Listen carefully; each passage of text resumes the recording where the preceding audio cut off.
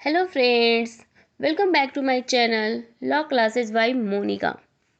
आज का हमारा सब्जेक्ट है कंपनी लॉ। कंपनी लॉ में मैं आपको आज बताऊंगी कंपनी अधिनियम 1956 के बारे में, उसके अर्थ क्या है, उसकी परिभाषा और उसकी विशेषता के बारे में। अब यह कंपनी अधिनियम जो है वो संशोधित होकर कंपनी अधिनियम 2013 भी आ चुका है, तो मैं आपको उसके बारे में भी बताऊंगी। ऐसे तो आपके जो भी पेपर होते हैं, जो भी पेपर में एमसीक्यू हो या लॉन्ग में क्वेश्चन पूछते हैं, वो कंपनी अधिनियम 1956 पर ही बेसिस होते हैं। बट 2013 की भी नॉलेज होनी चाहिए कंपनी अधिनियम। तो चलिए चलते हैं आज के हमारे टॉपिक पे कि कंपनी अधिनियम 1956 है क्या। तो भारत में जितनी भी कंपनियां हैं वो किसके द्वारा शासित होती है? कंपनी अधिनियम 1956 के द्वारा। अधिनियम के अनुसार एक कंपनी का अभिप्राय उस कंपनी से है। अधिनियम एक कंपनी के बारे में क्या कहता है? अधिनियम के अंतर्गत उस कंपनी का क्या अभिप्राय है कि वैसी कंपनियां जिसकी स्थापना तथा पंजीकरण कंपनी अधिनियम के अंतर्गत हुआ हो, वही कंपनियां भारतीय कंपनी अधिनियम 1956 कहलाती है। यह जो विधान द्वारा निर्मित ऐसा कृत्रिम व्यक्ति होता है, कंपनी जो है एक कृत्रिम व्यक्ति होता है। जो अधिकार एक नॉर्मल आम आदमी के पास होती है, वही अधिकार एक कंपनी के पास होती है। जैसे ये स्वतंत्र होते हैं, इसका जो जीवन है वो शाश्वत एवं सार्वमुद्रा होती है। एक कंपनी की जो पूंजी होती है वो सामान्य मूल्य वाले अंशों में विभाजित होती है।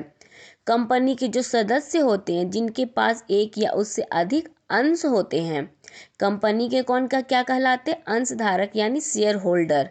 जो भी कंपनी में शेयर देते हैं, शेयर लगाते हैं और जिनके पास एक या उससे अधिक अंश होते हैं, वो कंपनी के अंशधारक कहलाते हैं। तो कंपनियां जो है वो आपसे पूछ सकता है, कंपनी कभी कोई क्वेश्चन आ जाता है कि कंपनी एक कृत्रिम व्यक्ति कैसे है। तो जो अधिकार, जो विधान, नियम एक आम आदमी के लिए बनाए गए हैं, वही चीज़ कंपनी के लिए भी बनाए गए हैं। इसलिए कंपनी एक जैसे व्यक्ति का शाश्वत जीवन होता है, वैसे ही कंपनी की भी शाश्वत जीवन होती है, यानी कभी भी खत्म नहीं होने वाली। कंपनियां कभी खत्म नहीं होती, कभी उसका अंत नहीं होता। सदस्य भले बदल जाए, उसके सीट भले बदल जाए, लेकिन कंपनी नहीं समाप्त होता है, शाश्वत होते हैं। अब हम जानते हैं कंपनी के अर्थ क्या हैं।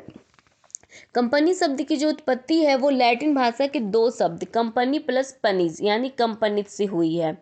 कम शब्द का अर्थ है साथ साथ और पनित शब्द का अर्थ है रोटी, मतलब ऐसे व्यक्ति का समूह जो साथ साथ भोजन करने के लिए इकट्ठा होते हैं, उसे क्या कहते हैं? कंपनी।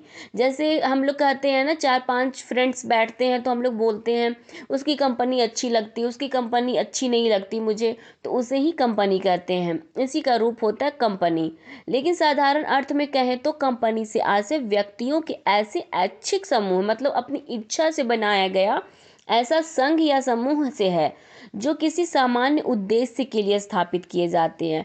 अब कंपनियां किसके लिए स्थापित किए जाते हैं, किसके लिए बनाई जाती है? एक सामान्य उद्देश्य के लिए। और उसका उद्देश्य क्या होता है? लाभ कमाना, है ना। व्यापक अर्थ में संयुक्त पूंजी वाली कंपनी लाभ के लिए बनाई गई संस्थाएं होती है।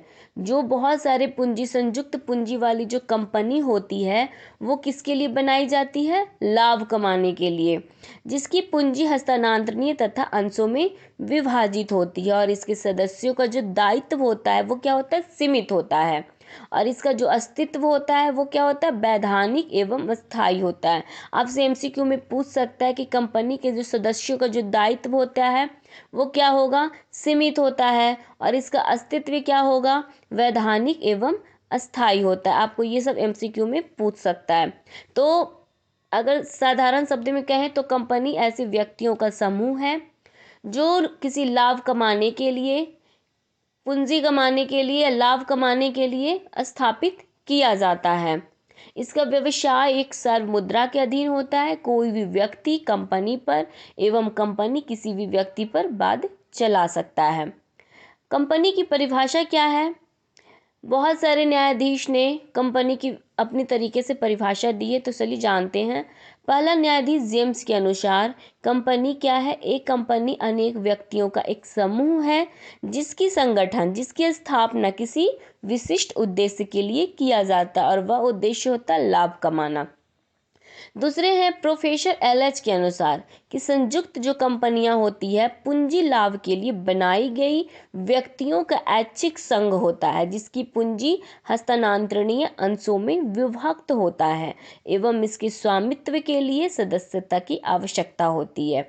ठीक है, कि जो संयुक्त कंपनियां होती है वो पूंजी लाभ के लिए ऐसे व्यक्तियों अपनी इच्छा से बनाया गया ऐसे व्यक्तियों का संघ होता है और इसकी जो स्वामित्व है उसकी सदस्यता की आवश्यकता होती है कि वैसी कंपनियों का स्वामित्व कौन व्यक्ति बनेगा, उसमें सदस्यों की आवश्यकता होती, सदस्य कंपनी में उसकी आवश्यकता होती है और जिसकी पूंजी हस्तांतरणीय योग्य होती है।